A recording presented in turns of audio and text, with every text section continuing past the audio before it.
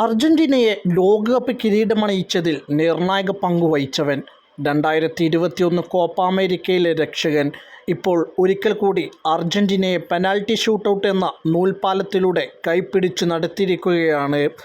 2024 Copa America quarter ഫൈനലിൽ ഇക്വഡോറിൻ്റെ 2 കിക്കുകൾ തടുത്തിട്ടാണ് ദിബു എന്ന് ആരാധകർ ഓമനപ്പേരിട്ട് വിളിക്കുന്ന ഗോൾവല കാക്കും ഭൂതത്താൻ അർജന്റീനയെ സെമി ഫൈനലിലെത്തിച്ചത്.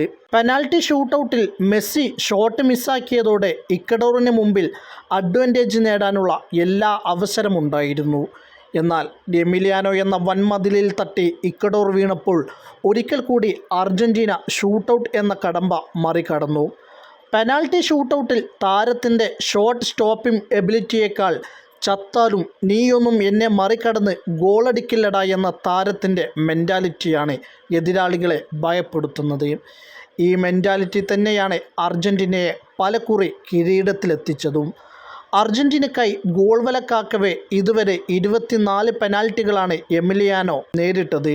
ഇതിൽ 9 ഷോട്ടുകൾ താരം തടുത്തിട്ടപ്പോൾ 3 തവണ എതിരാളികൾ ഷോട്ട് മിസ്സാക്കി. 12 തവണയാണ് എതിരാളികൾ എമിലിയാനോക്കെതിരെ ഗോൾ കണ്ടെത്തിയത്. താരത്തിൻ്റെ എഫക്റ്റീവ് പെർസെൻറ്റേജ് തടുത്തിട്ടതും എതിരാളികൾ മിസ് ചെയ്തതുമടക്കം 50%. ശരിക്കും എമിലിയാനോ അർജന്റീനയുടെ ഒരു കാവൽ മാലാഖ തന്നെയാണ്. എമിലിയാനോ എന്ന ഈ വൻമതിലിനെ കുറിച്ച് നിങ്ങളുടെ അഭിപ്രായം കമൻറ്റ് ബോക്സുമായി രേഖപ്പെടുത്തൂ.